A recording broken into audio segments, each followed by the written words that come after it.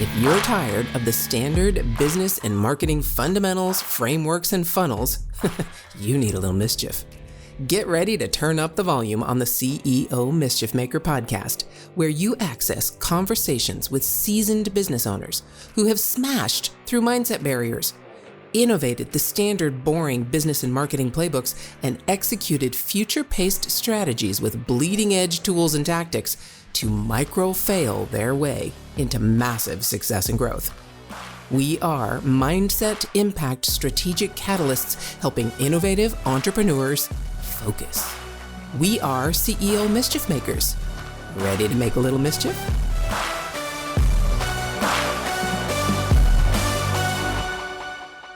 All right, welcome to the conversation, CEO Mischief Makers. Another incredible person I've met recently, actually at a conference recently in Denver. Ashley Fillingim gets to join me today. And I'm just going to let her kind of tell you who she is and what she does, in case you don't know her. Many people probably do. But Ashley, tell us a little bit more about who you are and what you do. Okay, so I am an attorney and I help entrepreneurs establish their legal foundations for their business. For 20 years, I was one of these big law attorneys, and I did bet the company big, nasty litigation all over the country for Fortune 500 companies. I did that for 20 years, and my life was based in conflict and fighting for a living. And it was really freaking fun, I have to say. But honestly, if I'm being honest about it, it was fun. But it was blowing things up all the time. And after a while of that, I just found this passion for people who are creating things, not blowing things up. And what I realized, because I had a lot of friends in this space, is they weren't protecting what they were creating. And so one day, literally, I walked out and I traded my high heels for flip-flops and went to the beach and started building businesses and helping entrepreneurs build theirs. Wow. Well, we kind of all have that realization sometime in our lives where we realize we want to stop blowing things up and living in that world, right? It's really an emotional roller coaster kind of world. And you really have to have a certain mindset in order to survive, not just survive that world, but try and thrive.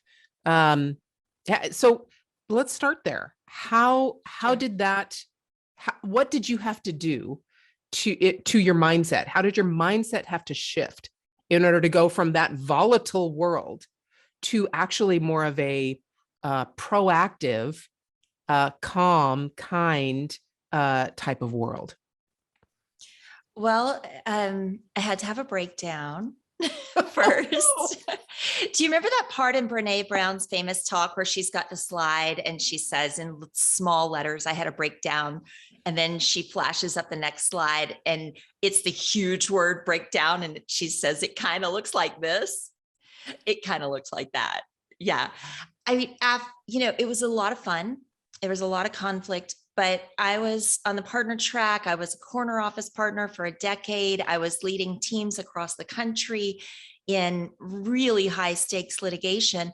And I never stopped to take care of myself, to ask myself what mattered to me, to think about mindset, to even just take a breath. I was on an airplane, I was going, I was doing, it was fun, it was glamorous, it was all the things until it wasn't. And I had to take a pause, and I had to take a breath, and I had to regain my health, and I had to regain my mental health. And it was then the shift happened. Wow. Yeah, but you didn't have to do that. I mean, some people just take that hint and look at things external that cause that and just keep going anyway. So what was it that made you go, no, I'm not going to do that? And I'm going to look inside and I'm going to have that health talk with myself and go in a different direction. Well, I tried looking at the external things, that's your first resort, but the answers aren't there. And when you dig deep enough and you journal enough and you do all the work, and thank goodness for podcasting, because I discovered it right. I found podcasters right about the time I was going through this transition in my life. And there was this whole new world of mindset and wellness and journaling and write and burn. Have you heard of write and burn? Oh my goodness. Yeah. Like Yeah. write all the things and then burn it and let it go. Actually set off a fire alarm in a hotel in DC, trying to get right in my head. I'm sorry. That was just, you have just completely shocked me with 3 things so far when you said it, when you were like, oh, it was chaos and it was fun. I'm like, okay, we're going there. And now it's like, yeah, I'm going to set off a fire alarm. I'm like, okay, there we go. That's so sometimes you just have to hit the bottom, and when it's not anybody else, at some point it comes down to you. And it comes down to getting silent and listening to the you that's been silenced for a very long time. Yeah. I agree 100%. I have that time happened for me, or that type of, the reason I say that most people don't realize it or take heed is because I had to go through 2 of those things in order to take heed. And the first one was, I was pregnant with my first son, and I went through early labor and basically was just bedridden for the last couple of weeks of pregnancy. And I was the main breadwinner of the family, and I was a highfalutin go-getter.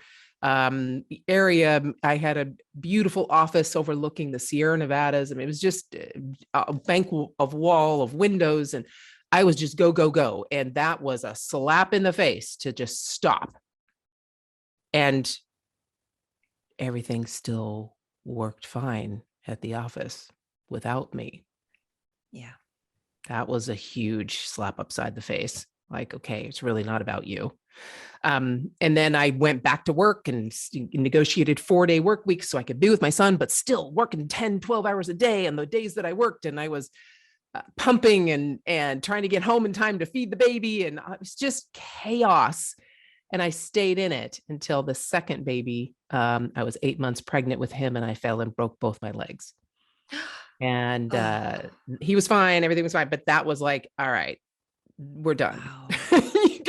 you're gonna sit here and you're gonna face this. And I was depressed.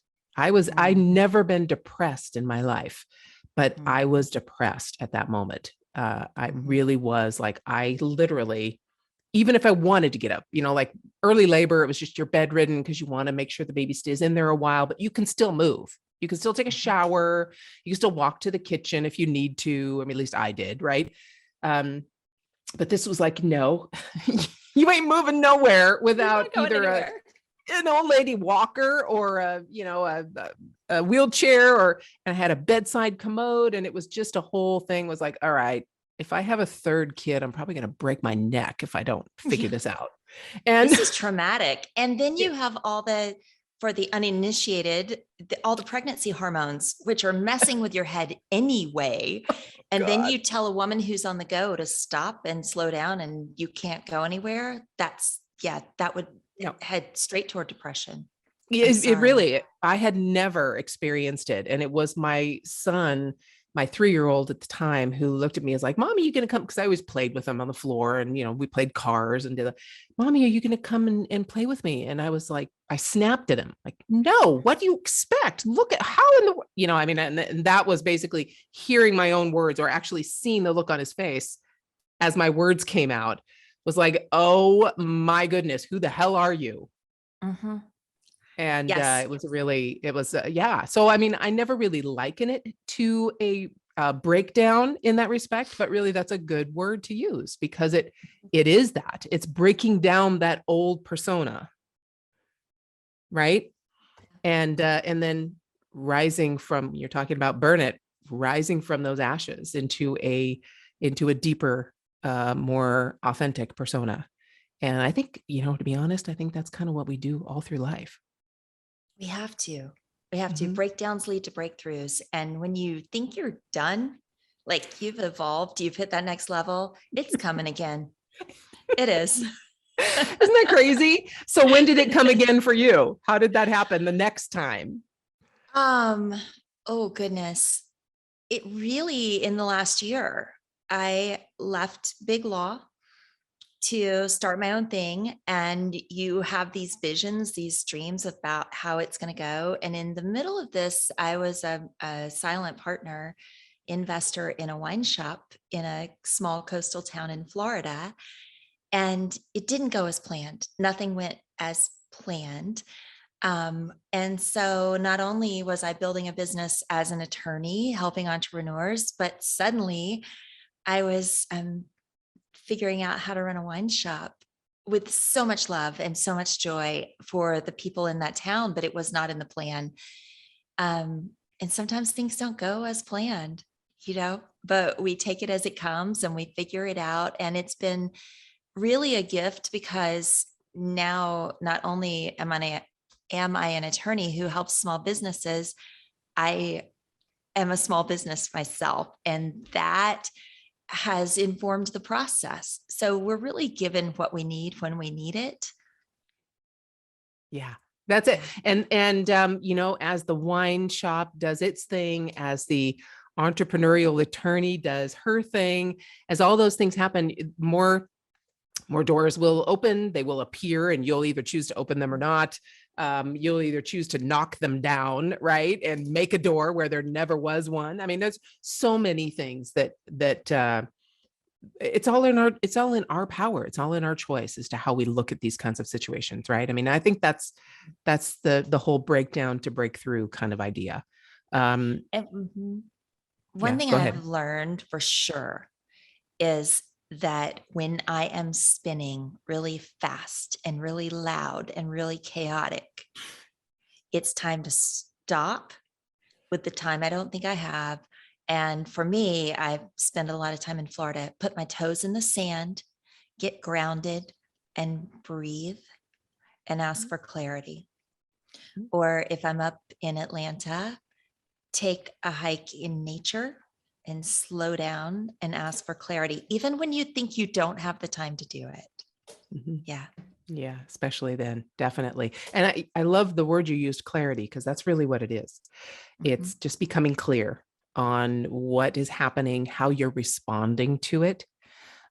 So recently my husband retired. He left his tax practice and he's home all the time. And I'm absolutely loving it.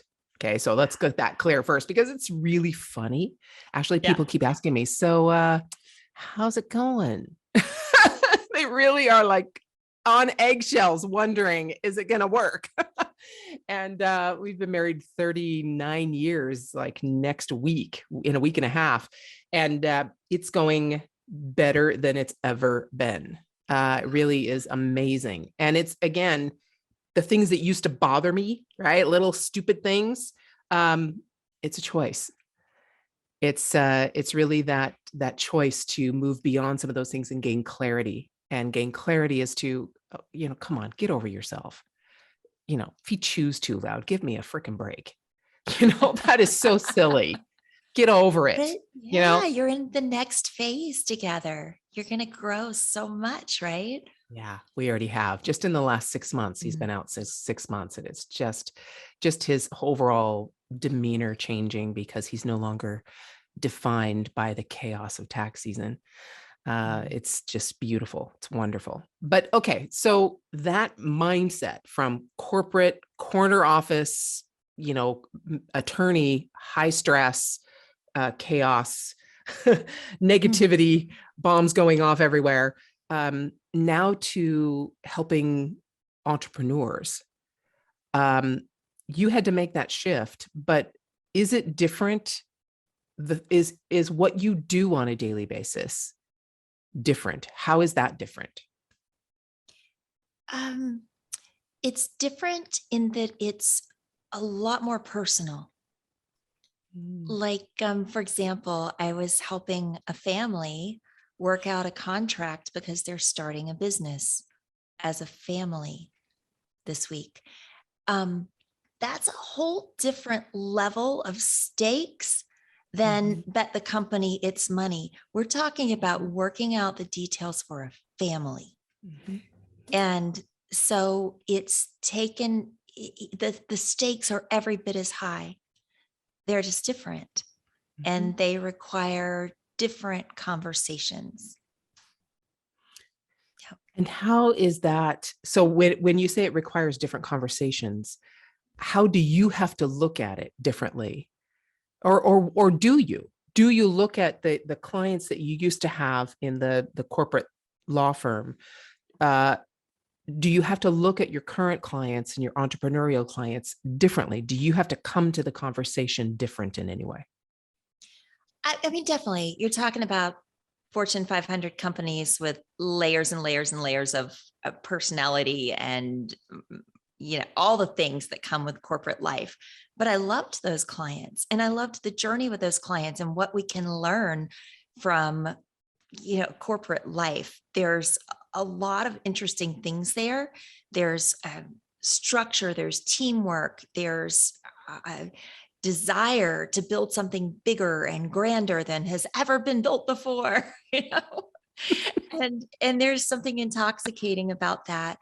But there's something similar, right, with entrepreneurs who want to start something that's so personal and so impactful, but bigger and grander than has ever been done this way before. Yeah. So there's a similarity there, but it is, at the end of the day, somebody who's a corporate worker goes home and an entrepreneur is often working from home. And Yeah. so there's very little divide there. And the conversations get deeper about what really matters. Yeah. Yeah, Mhm. definitely. I look at it as the difference between um, between an employee when I used to be an employee. Even though I've loved every job I've done, I've never really watched the clock.